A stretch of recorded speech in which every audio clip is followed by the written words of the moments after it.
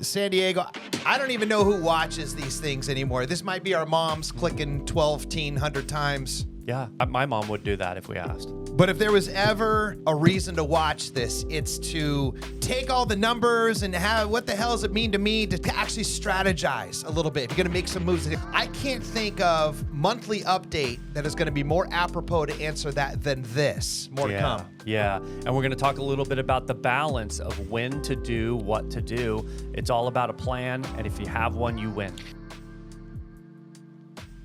All right, you know, if you've seen this before, we always start, we hit hard on the numbers. Why? Oh, because, you know, that tells the story, the numbers that tell the story, right?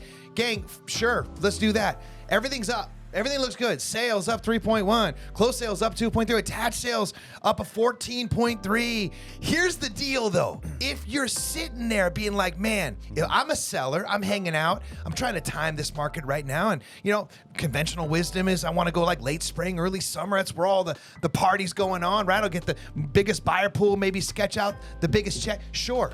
But here's the other side of that, right? Pent up, like a big, gigantic rubber band ready to snap. You ever do the band where like it's old and you pull and it actually hits you, right? Those are the worst. For the last 2 years, everybody's been strategically sitting there. No one wanted to give up their 3% interest rate. No one had anywhere to go if they were going to because there was no inventory. But all those people wanted to move. So now the market's given them a reason to move. All the numbers are all up. So here's the truth, is that if you're thinking right now, I'm going to wait a little bit, fair. But what might actually happen is that all this demand, which is still going on, is going to like peak out a little bit because the rates are only going to go down so far. They're only making so much money and the prices ain't going down either. So that pool's going to tap out. And what's going to rise underneath it is going to be all of the inventory, all of your AKA competition. So if your kitchen's not dialed, if your bathroom's looking a little funky, if you didn't re-landscape or paint the outside, you can get away with it right now because there's still lines down the street. If you wait, that might get a little bit more nuanced. So I don't know if the waiting game right now is what's up. Yeah. And there's a little bit of a counterpoint here, and it almost sounds a little counterintuitive to what you're talking about right now, but that's the buyer and seller game. So let's talk a little bit about buyers.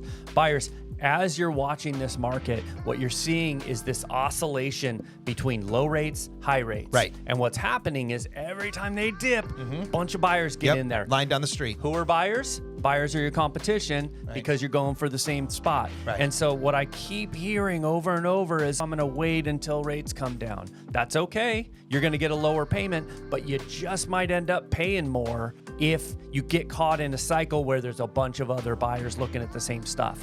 So either way, you've got to face this market as it is, hot, still, and get a plan in place. If you're ahead of the game, you can put a plan in place so that you're ready when that perfect home pops up. And speaking of plan, beautiful segue. If you're a buyer, go to SanDiegoHomeBuyerClass.com. We're doing one of those once a month. And if you're a seller, we have a workshop right here actually in the headquarters of Normal Heights. So you can get that dialed in on the other side of the game. And that's what we do here at the Greenhouse Group. So San Diego, thank you for checking out. We'll see you back here in May.